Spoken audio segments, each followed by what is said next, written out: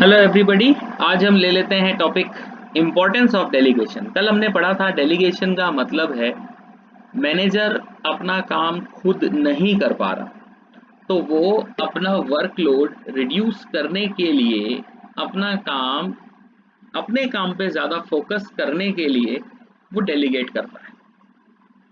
ठीक है, अपना काम दूसरों से करा रहा है क्योंकि उसके ऊपर बर्डन थोड़ा ज़्यादा हो गया। तो इन सब से क्या बेनिफिट है, इनका क्या इंपॉर्टेंस है, पॉइंट्स के अकॉर्डिंग समझें। तो first point is effective management. देखो, एक बात इंपॉर्टेंट है कि जो कीवर्ड्स आ रहे हैं हमको उन कीवर्ड्स को पकड़ के चलना पड़ेगा और उसी को हमको बार बार फेस भी करना पड़ेगा इस पूरे सिलेबस में। तो इफेक्टिवनेस, एफिशिएंसी, ये दोनों टॉपिक हमने शुरू शुरू में फर्स्ट चैप्टर में देखे थे। तो व्हाट इज इफेक्टिवनेस? इफेक्टिव का मतलब होता है काम को वक्त पे पूरा करना या फिर काम को पूरा करना। तो आप ये देखो, सिंपल सी बात, डेलीगेशन का मीनिंग समझो और इफेक्टिव का मीनिंग समझो और इन दोनों को जोड़ दो। डेलीगेशन क्या है? अपना काम दूसरों से करवाना। और इफेक्टिवनेस का मतलब है टाइम पे काम पूरा करना। तो अगर डेलीगेशन होगा तो management will be effective in its work. Means management getting the things done through others, following a process of planning, organizing, staffing, directing, controlling for attainment of goals, utilization of resources। ये सारी चीजें possible कैसे होंगी? Delegation से।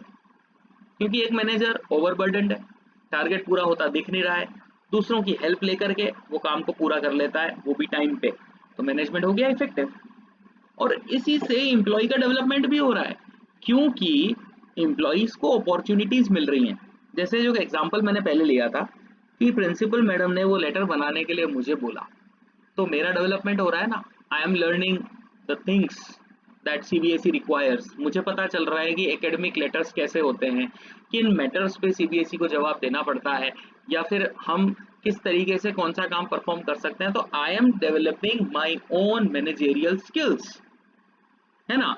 तो employ का development होता है डेलीगेशन से, क्योंकि वो काम जो मैनेजमेंट नहीं कर पाता वो हमसे करवाता है, तो हम डेवलप होते हैं। अब सोचिए, अगर मुझे इस तरीके की अपॉर्चुनिटीज मिल रही हैं अपनी स्किल्स को डेवलप करने की, तो मुझे मोटिवेशन भी तो मिलेगा। What is motivation? एनकरेजमेंट। काम को कर पाऊंगा, खुशी खुशी कर पाऊंगा, अच्छे से कर पाऊंगा, नई नई चीजें सीख रहा हूं, तो क्या होगा? मोटिवेशन। तो यहाँ पर देखो, काम मिलने का मतलब ये नहीं है कि उन्होंने केवल अपना काम मुझे दे करके और अपनी बला टाल दी। उन्होंने मेरे पे ट्रस्ट दिखाया कि इतने सारे स्टाफ में से एक जना है जो इस काम को कर सकता है। तो ये मेरे लिए मोटिवेशन होगा ना, मुझे अच्छा लगेगा कि इतने सारे लोगों में मुझे ये मौका मिला, है ना। इसके बाद फैसिलिटेशन ऑफ ग्रोथ। देखो, ऑर्गेनाइजेशन की ग्रोथ यहाँ पॉसिबल हो रही है। कैसे? क्योंकि यहाँ पर हमें वर्कर्स को ट्रेन करने की अपॉर्चुनिटी मिलती है।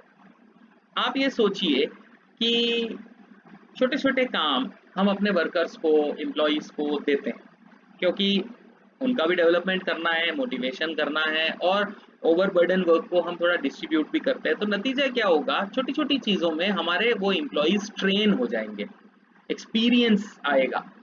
Then we will be able to take their help in new ventures. New ventures कैसे? मान लो एक एम्प्लॉय को आपने फाइनेंस का काम सिखा दिया और एक्चुअली वो था तो आपके लिए एक सुपरवाइजर जो कि फर्म की अकाउंटिंग देखता था, लेकिन हमने उसको थोड़ा काम दे करके, डेलीगेट करके फाइनेंस का काम सिखा दिया। तो नियर फ्यूचर में अगर एक नया वेंचर डलेगा तो एक्सपीरियंस के बेस पे हम उस पर्सन को वहां भेज करके एक काम इनिशिएट करवा सकते हैं। तो ऑर्गेनाइजेशन की ग्रोथ पॉसिबल होती है डेलीगेशन से। देखिए, अब यहाँ कुछ बच्चे ये पूछ सकते हैं कि सर ऐसा हमेशा तो नहीं होगा। तो ऑफ कोर्स सब कुछ हमेशा नहीं होता है, लेकिन ये एक पॉइंट है कि डेलीगेशन से हम वर्कर्स को इस तरीके से तैयार कर सकते हैं कि मान लीजिए एक नई फर्म ओपन करने जा रहे हैं और हमको नया फाइनेंस मैनेजर अपॉइंट करना है, which is a TDS work. Why TDS? क्योंकि कोई वर्कर आई मीन एक फाइनेंस मैनेजर आएगा, वो कहीं और से आ रहा है, तो ऑफ कोर्स सैलरी ज़्यादा देनी होगी, हमको उसको एक बड़ा एनवायरनमेंट देना होगा, लेकिन अभी हमारी फर्म इतनी बड़ी स्टेज पे नहीं है, तो इस तरह की प्रॉब्लम्स आ सकती हैं। तो इन दैट केस हमारे पास एक ऐसा एम्प्लॉय है जो भले ही क्वालिफाइड फाइनेंस मैनेजर नहीं है लेकिन उसको फाइनेंस के टर्म्स पता हैं, तो शुरुआती दौर पे हम उसको वहां ले जाकर के सेट कर सकते हैं, है ना। नेक्स्ट पॉइंट आता है basis of management hierarchy. Actually क्या होता है, डेलीगेशन से एक बहुत इंटरेस्टिंग कॉन्सेप्ट निकल के आ रहा है, सबॉर्डिनेट सुपीरियर रिलेशनशिप। असल में क्या होता है, एक मैनेजर अपना काम दूसरों को दे करके और फिर एक एक रिलेशनशिप डेवलप कर रहा है, फॉर्मल भी और इनफॉर्मल भी। तो नतीजा क्या होगा, मैनेजमेंट की हायरार्की क्रिएट करने में हेल्प मिलेगी। हायरार्की क्या है, वही top middle lower levels of management. Levels कैसे क्रिएट होंगे, हम काम को डेलीगेट करते जाएंगे और जब पता चलेगा कि एक आदमी उस काम को करने को एंजॉय कर रहा है, तो अब हम उसको परमानेंटली वो काम दे सकते हैं। तो somehow, again not always but somehow somewhere sometime we can create this management hierarchy if we need, okay, with the help of delegation. And finally better coordination can be achieved, क्योंकि example से समझाते हैं। जो माल purchase करना है उसी में से माल प्रोड्यूस होगा और वही सेल पे जाएगा। तो ये तीन डिपार्टमेंट्स को अगर लिंक करना है, सपोज करो कि परचेज डिपार्टमेंट को टाइम मिलता है 10 दिन का, कि 11वें दिन प्रोडक्शन वाले अपना काम स्टार्ट करेंगे। अब सपोज करो कि परचेज डिपार्टमेंट के ऊपर वर्कलोड ज़्यादा है, उनको रॉ मटेरियल के साथ साथ कुछ कैपिटल आइटम्स भी खरीदने थे, जिसके कारण उनका काम टाइम पे पूरा नहीं होता दिख रहा है।